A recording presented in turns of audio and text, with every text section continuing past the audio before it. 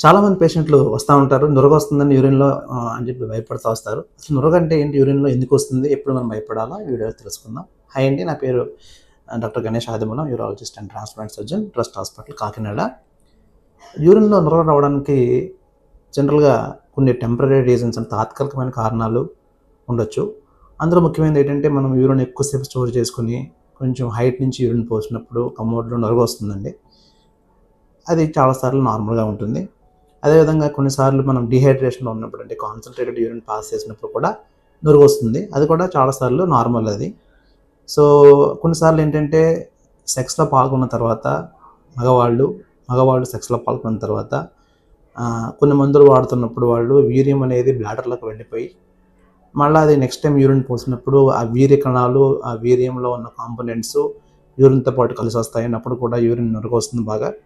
So, ఇటువంటివన్నప్పుడు మనం పెద్దగా పట్టించుకోవాల్సిన అవసరం లేదు.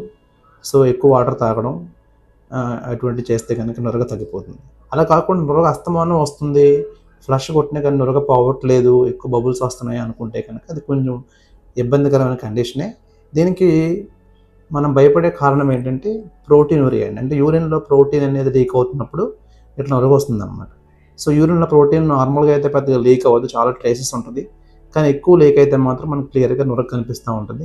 సో, మనం దీనికోసం యూరిన్ టెస్ట్ చేపిస్తే యూరిన్‌లో ఎంత ప్రోటీన్ పోతుంది కనుక్కుంటే, యూరిన్‌లో ప్రోటీన్ అనేది కిడ్నీ డిసీజ్ ఉన్నప్పుడు పోతుందండి. అంటే నెఫ్రాన్స్ అంటే ఫిల్టరేషన్ యూనిట్స్‌లో ఏదైనా ప్రాబ్లమ్ ఉన్నప్పుడు యూరిన్‌లో ప్రోటీన్ లీక్ అవుతా ఉంటుంది. ముఖ్యంగా షుగర్ పేషెంట్లు, బీపీ పేషెంట్లు, అలాగే కిడ్నీ పాడవుతున్న పేషెంట్‌లకి అర్లియస్ట్ సైన్ అనమాట. అంటే ఫస్ట్ ఆఫ్ ఆల్ ఇదే కనిపిస్తా ఉంటది. కాబట్టి యూరిన్‌లో ప్రోటీన్ మనం చాలా వరకు స్క్రీనింగ్ టెస్ట్ కింద వాడుతా ఉంటాం. ఈ యూరిన్ ప్రోటీన్ పోవడం అనేది ఎక్కువగా నెఫ్రాలజిస్ట్‌లు చూస్తా ఉంటారండి. ఇది కాకుండా పస్ ఏదన్నా ఉన్నా కూడా యూరిన్ నురగ రావచ్చండి. పస్ అనేది జనరల్‌గా ఇన్ఫెక్షన్ వల్ల వస్తది. సో, ఇది మనము యూరిన్ టెస్ట్ చేసుకుంటే అది పస్ సెల్సా లేకపోతే ప్రోటీన్ పోతుందని తెలిసిపోతుంది. పస్ సెల్స్ పోతుంటే కనుక ఇన్ఫెక్షన్ కనిపెట్టేసి దాని ట్రీట్మెంట్ యాంటీబయాటిక్స్ అవి ఇచ్చేసి తగ్గిపోతుందనమాట. ఇదండి ఈరోజు వీడియో.